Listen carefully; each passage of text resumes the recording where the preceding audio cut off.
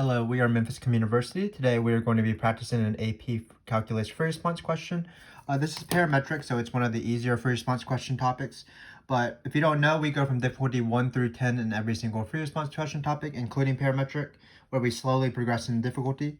This is a middle-ish level parametric free response question. Actually, it represents the change in our parametric question. So basically, this is the sort of the last hard one, I would say, when we use a calculator. And then the next few will be non-calculator. So feel free to check those out if you want to practice with non-calculator. But again, it's parametric. You'll see that this difficulty number 5 video, it will use the same rules that we talked about through difficulty 1 and 4 if you've checked those videos out. But instead, we're just going to tweak the rules, not tweak the rules, but add something to the rules. We might use the rule in a different way, for example, as opposed to normal way. But again, it's still parametric, so the questions are still pretty easy. What I would like you to do is forgive me because all of these questions have different functions. They really have nothing to do with each other. It just makes the questions a little bit easier when all the functions are different so that I can have certain properties of each function. So just keep that in mind. So let's get started. We do have the use of a calculator, which is great. So this is my friend Freddie here. He's going to help us out here. So let's just get started. So in this case, the first question is you have your normal dx dt, your normal dy dt as givens. But what you want to see is whether the speed is increasing at t equals 2. So again, as a quick reminder, I like to remind everybody what the speed is in particle motion. So this is the speed in particle motion. But in this case, it's the absolute value of velocity. But in this case, when you're doing parametric, the speed formula is a little different. We need to call it something because you'll see later. So I'm going to call it f of t. And remember, it's just the square root of the derivative squared. And actually, you don't have to take the derivative. You just have to plug these guys in because these are the derivatives. So it's I can write out the formula for you. It's dx t squared plus dy dt t squared. So again, you don't need to actually take these derivatives. They're already provided. So in this case, keep in mind that some people don't know what cosine squared 3t is, especially when they're typing it in a calculator. But if you replace it in here, for example, I'm going to write it as cosine of 3t, all of that squared. So that's just dx dt. And then I'll square that. So that'll be my dx dt squared. If you know exponent rules, when you square something squared, that'll be to the 4th. But we can use a calculator, so we don't even need to know that. And then dy dt, of course, squared, you just plug that in. No need to sort of manipulate it. So what questions have we seen about speed? Well, every question we've seen about speed obviously uses this formula. So this is the speed formula. But the usual questions is, for example, find the speed at t equals 2 rather than find whether the speed is increasing. So to find the speed at t equals 2, all you would do is you would just plug in 2 here into this formula and you just find it. We've seen also questions where it says find where the particle achieves a speed of 2. So in that case, you're not plugging into, you're setting this thing to be equal to 2. And you would use your calculator, graph the speed formula, graph the horizontal line y equals 2, and then find the intersection points. But in this question, it's the rare whether the particle's speed is increasing at t equals 2. So just as a quick reminder, remember in particle motion, speed increasing has its own separate rule. So the speed of a particle is increasing when v and a have same signs. Sorry, I messed up there, but it's velocity and acceleration have the same signs. That's when speed is increasing. Another way to say that is speeding up. So let me write that down. So this is when speed is increasing. I like to review particle motion again as we're doing parametric because it is easier, but it's still very important. So in particle motion, when is the speed decreasing? Well, that's when velocity and acceleration have different signs. But in this case, we actually have a legitimate formula for speed, and it's unlike absolute value of velocity, it is differentiable. We can take the derivative of this. So in this question, how do you find if anything is increasing or decreasing? Beyond basically the speed question in particle motion, which has its own rule, well, any function is increasing or decreasing when its derivative is positive or negative. So all we have to do is actually just take this derivative. And of course, we're not going to take it by hand because it's super nasty and we have a calculator. And we're just going to take the derivative and plug in 2. So all we need to do is find f prime of 2 and we're done. So again, we're just doing our normal rules and applying it to a parametric rule. there's a formula for speed. This is the formula. How do you tell if anything is increasing or decreasing? You should take its derivative and see if it's positive or negative. So in this case, all we have to do is be very careful when we type this guy in, because this guy looks like a monster right here, but it shouldn't be too bad. I'm awful with typing in the calculator, so hopefully I will be successful. So we chose derivative. I'm going to use x's because you can choose any variable you want. Let's put 2 in there at the very end, and then let's type this in slowly. So keep in mind it's square root first. So let's find my square root button. Then there's going to be some parentheses. So first off, looks like I have enough parentheses here. 3 open parentheses and 3 closed parentheses. So I'm just going to copy it based off what I wrote down. There's 3 t's in parentheses, cosine of 3 t's in parentheses, and so on. So you just got to be very careful with parentheses. So I'm going to go really slowly here. Cosine of 3x. So I'm going to close that. I'm going to square it. So this squared is just because the function had a squared. And then I have to close these parentheses. And then I have to square it. So that's because it's dx dt squared. And then dy dt squared will be a little bit easier to plug in. So it will be t squared, or x squared, plus minus 3x plus 1. But I still need to remember to square dy dt as well. So that looks like it's the formula. And then I'm going to hit enter. It's going to be 0.356, it looks like, if you round. Remember, you round to 3 places after the decimal. So it's 0.356. This is positive, so the speed is increasing.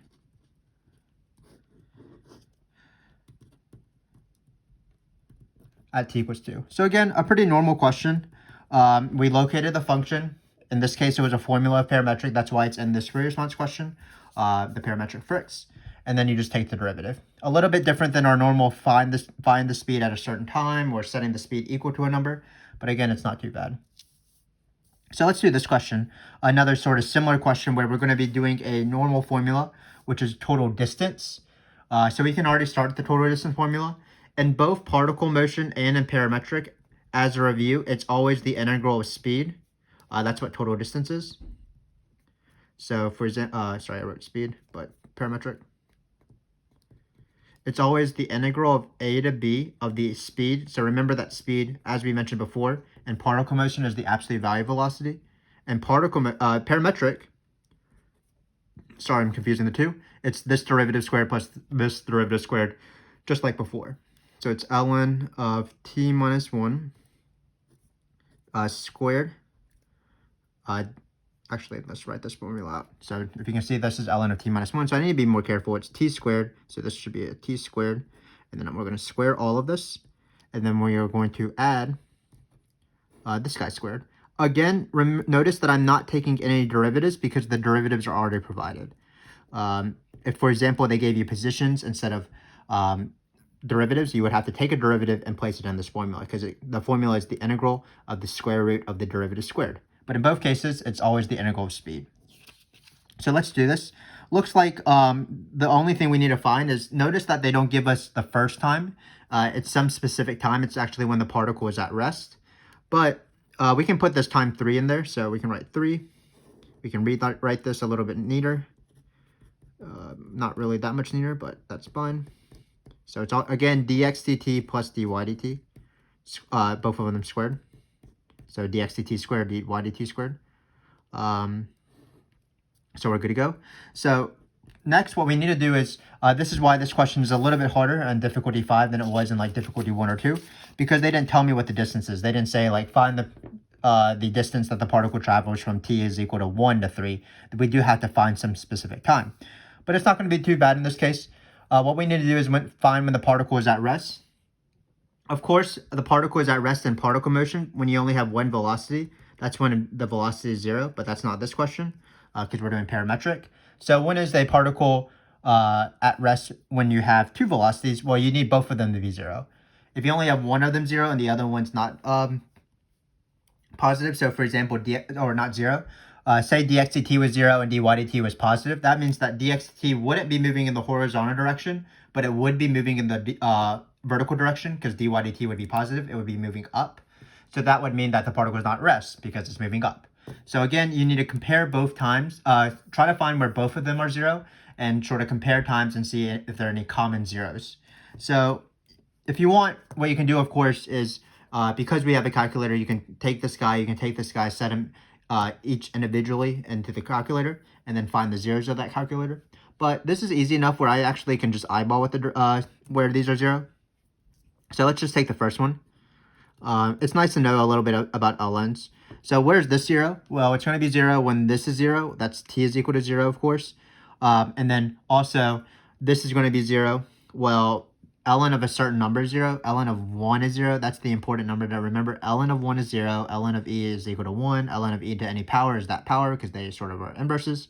So ln of 1 is 0 because e to the 0 is 1. So what we want to do is we want to plug in a number where we'll get 1 in the parentheses. Because then you'll have ln of 1 to be 0. Of course, that's t equals 2. So these are our two common t's, but we don't want to plug in, we don't know which one to use yet because we have to solve where this one is 0. We can do that over here. So we're going to write 0 is equal to dy dt. Again, we want both of them to be 0. In this case, this is pretty easy. This is a factoring thing. So it's going to be t minus 2, I believe, t plus 3. And that's lovely because it looks like we'll have a common time. So it looks like our common time is 2. So we're going to put 2 here. And then now we're going to type this in. So let's just type it in slowly. Math, go down to integral, go 0 to 2. No, just kidding. 2 to 3. I don't know why I said 0 to 2. So not 23. Struggling here as normal. But 2 was found because that's where the particle is at rest. 3 was given. And then again, you're just being very careful when you type the square root in because it's sort of quite annoying because the function's kind of long. For example, you don't type it in there. Just really struggling here. So let's delete this. All right, let's try again. So it's square root. Now let's be careful. So it's going to be, put this in parentheses, ln of t minus 1 or x minus 1 times x squared. Close those parentheses because that's dxdt, and then we need to square that, of course, then plus, and then we're going to type dy dt squared, so it's going to be x squared plus x minus 6. Of course, I'm not careful because I don't know how to use the calculator, so let's go, and then we need to square this as well. I'm really struggling with the calculator right now, please forgive me, but again, it's not the most easiest thing in the world. So let's see, where should I be? Yeah, all these are deleted. I don't need this. And that should be our thing. Let's see if I typed it in right. Let's type the dx. And it's 3.934, 6. So we finally got there. Sorry for that. It took so long, but it's 3.936. So again, these two questions haven't been too bad. It's just involved one extra step. So let's remind ourselves. Speed, we use the speed formula, but to see if it's increasing. And the context of parametric, we took the derivative and saw whether it's positive or negative. And then for this total distance question, we weren't given the endpoints of the total distance, but one of the distances when the particle is at rest, all we did is we set both velocities to be equal to 0, found the common time, and that was our first endpoint. And then we just apply the formula. So let's keep going. So it looks like we have another famous question. We have dx dt, dy dt that are given an initial point. This, of course, is Fundamental Theorem of Calculus. So it's sort of like in that total distance question. Why is this different than maybe video number 1 or difficulty number 1, 2, and 3? Well, in this case, we're not finding the position at an explicit time. Sorry, this is the number 2. So this is a comma. I thought it was a question mark. I can't read my own handwriting. But we're not finding the position of the particle at t equals 2 in this case, like at a specific time. What we need to do is we need to find the time where the slope of the tangent line is equal to 2. So we have to do a little bit of work just to start off with the question. But it looks like we have enough space in this box, so I'm going to do that first. So again, I have to do this work, and then I can apply Fundamental Theorem of Calculus. So let's do that. What is the slope of the tangent line? It's not dx dt, dy dt, of course. Because you're in the xy plane, it is dy dx. So it's dy dx. And then what is dy dx from chain rule? It's just one derivative divided by the other derivative. So it's just dy dt over dx dt. So again, I'm just trying to make the question like a normal question. Anytime they ask you about something you know, but they tweak it, just focus on the tweak first and then go for that thing you know. So in this case, I know that I need to do fundamental theorem of calculus, something plus the integral, but I don't know what the time is right now, so I'm finding that time right now. So in this case, this dy dt dx dt is going to be this over this, of course. So it's 3e to the t over 5 divided by square root of 2t plus 3. Then it says we want to find where this slope, and this is the slope, equals 2. So we're going to set this equal to 2, all of this guy, and we're going to try to solve. So let's do that with a calculator. So we're going to go to y equals, we're going to cancel out whatever was there. So we're just going to type in this function and hope for the best. So it's 3e to the, so it's dy dt over dx dt, x divided by 5.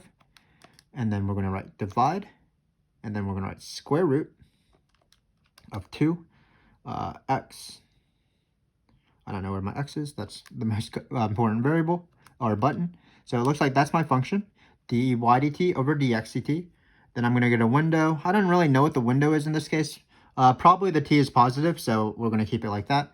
But let's just see what we have. Let's make the x max 10, and then we'll adjust it if needed.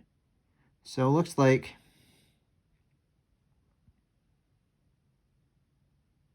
unfortunately, it doesn't look like our function is...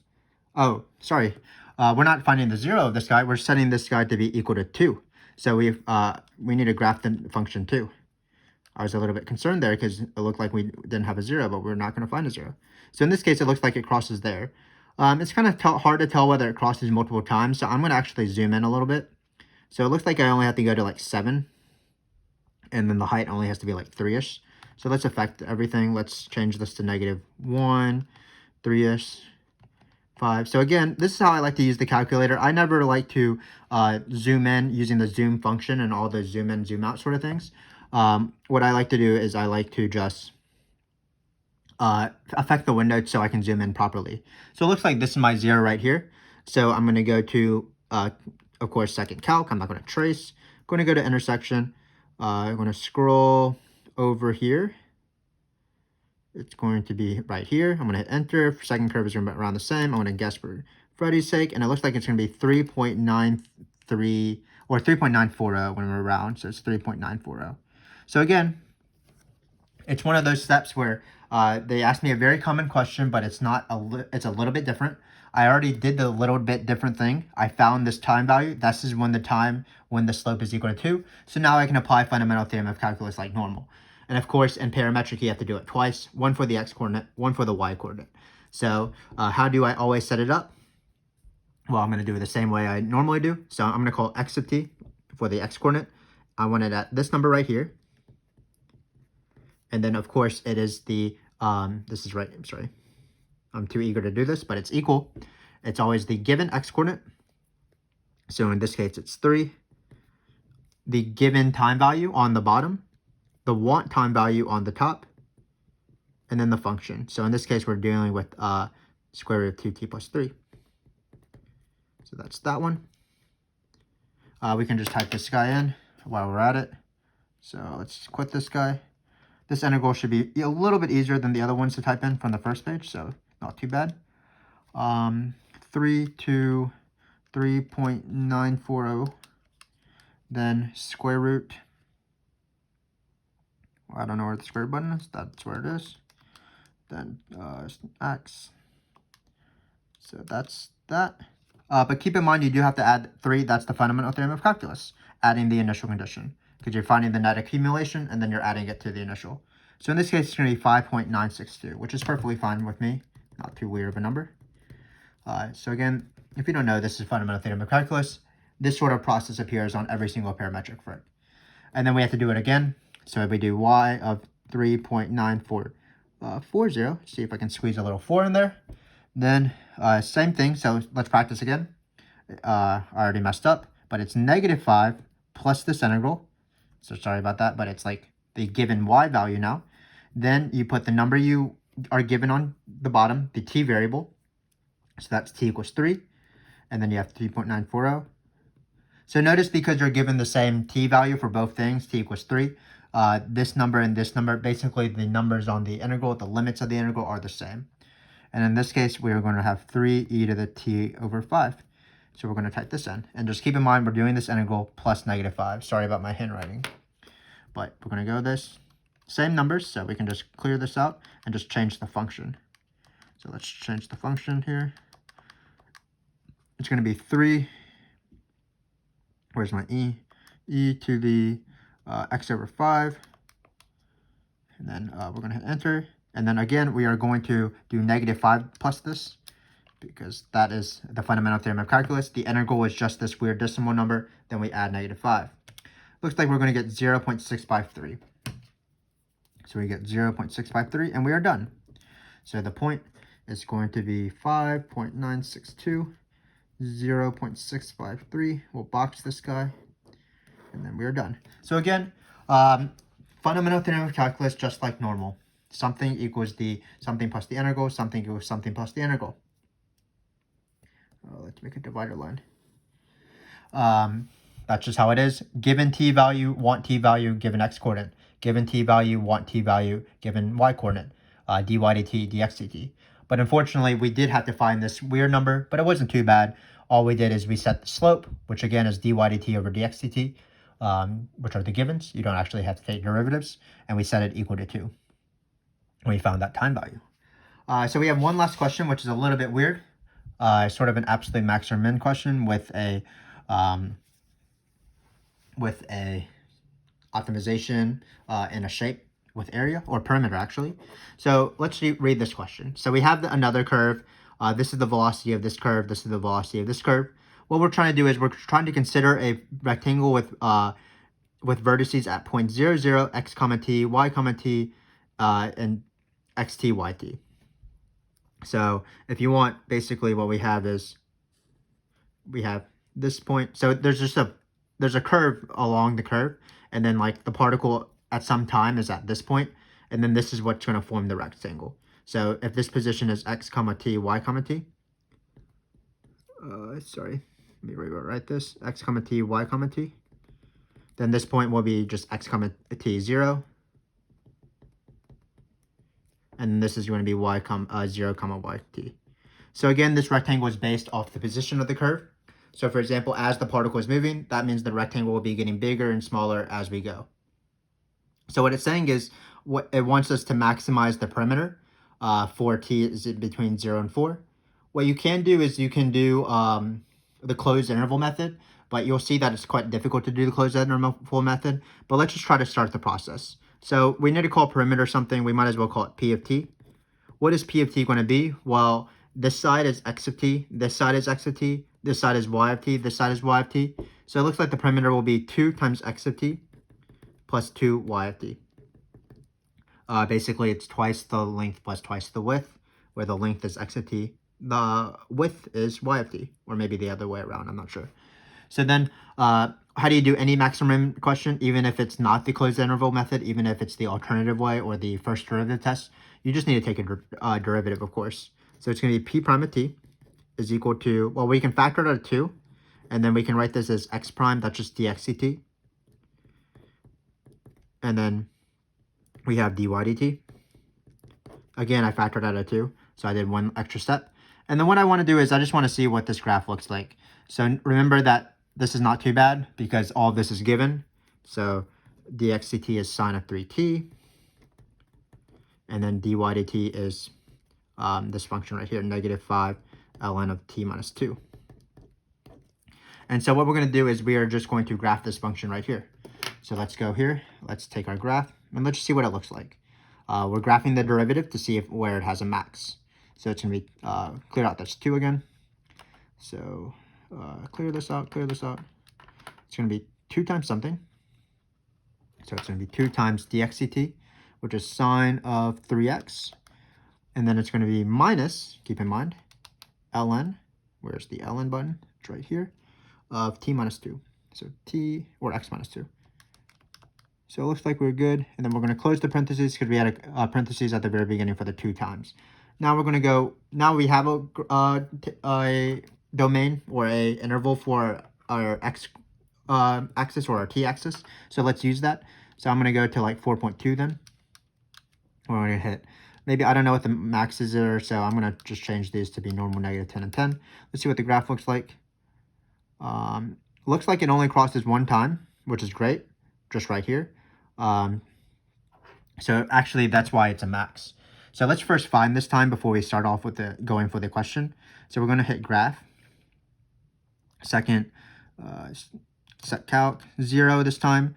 What you do is you go to the left of the 0 and the right of the 0. So you look at the spider looking thing. Now it's the left 0. Scroll a little bit past the 0, right? Guess for Freddy to help him out. Looks like we're going to get t is equal to 3.054. So t is equal to, we're setting this equal to 0 because we always want to set the derivative to be equal to 0. And t is equal to 3.054. So notice in this question, they only asked us what the time is. They don't actually ask us what to find the perimeter. So what you could do is you could do the alternative way, or you could try to construct a table because that's what I usually do when I have a closed interval. I'll have a table, so I'll have 0, the endpoints 0 and 4. I'll also have this critical point, 3.054, and I'll try to find the perimeter. But unfortunately, I won't be able to find the perimeter because I don't know what x and t and y and t are. I'm not given an initial condition, so I don't know how to do Fundamental Theorem of Calculus to form x of t and y of t to see what the actual perimeters and compare perimeters in a table. But because the sign chart is this easy, this is the alternative way to do absolute max or min. We do these a lot in our optimization questions or our optimization video if you want to check those out. But basically, if the derivative only goes positive and then it changes negative, that means that the relative max has to be the absolute max. Because all this function is doing, the perimeter function, it's going to be increasing because the derivative is positive until it hits this point right here. And then it's going to be decreasing after that point because the derivative is negative. So again, all this function does is it goes uphill, then downhill. So that means that that hill itself has to be the highest peak of the graph. The relative max has to be the absolute max. So what I'm going to do is I'm just going to justify that. Again, between 0 and 4, at this number 3.054, we don't actually care about what the actual graph looks like, but it goes positive and negative. And this is the first derivative test for absolute extrema. So let me just write out the sentence for you guys. But when I write out the sentence, it's just going to be sort of describing what this graph looks like. So because p prime of t is positive, so again, all I'm going to say is that it's positive and then it's negative for the first half of the sign chart, or the sign chart between t and 3.045, and p prime of t is negative for t in between these numbers now. That means that the perimeter has an absolute max.